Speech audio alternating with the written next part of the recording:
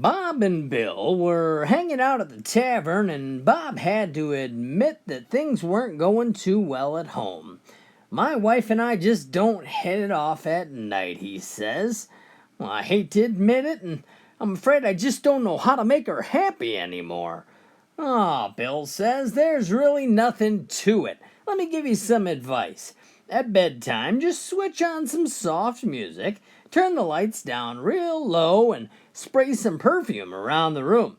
Next, tell your wife to go ahead and hop into bed and make sure you raise up the window. Well, then what do I do? Said Bob. Well, just whistle.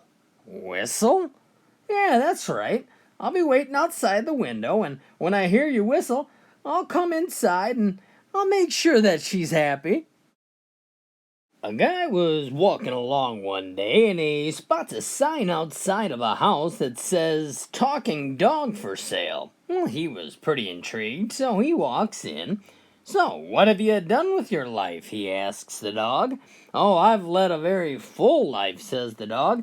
I lived in the Alps for a while rescuing avalanche victims. Then I served my country in Iraq. Now I spend my days reading to the residents of a retirement home. Well, the guy's flabbergasted. He asked the dog's owner, why in the world would you want to get rid of an incredible dog like that? Well, the owner looks at him and says, because he has literally never done any of that.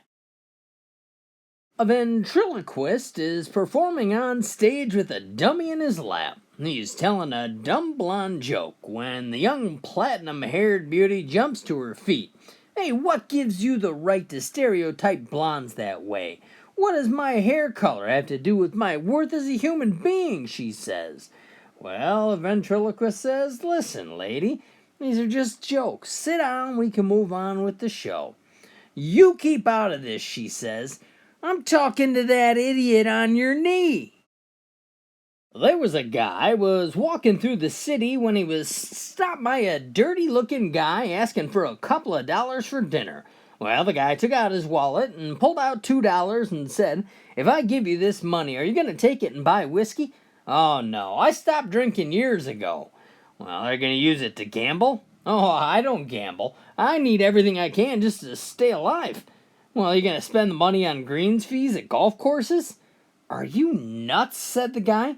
I haven't played golf in 20 years. Well, the man says, I'm not going to give you these $2.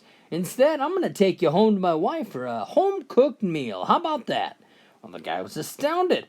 Won't your wife be furious with you? I know I'm dirty, and I guarantee I smell pretty bad right now. The guy says, oh no, that's okay. I have got to see the look on her face when she finds out what a guy who gave up drinking, gambling, and golf looks like. Hey folks, it's your old buddy Eddie here. If you could leave me a comment, which one of these jokes was your favorite? Thanks, we'll catch you next time.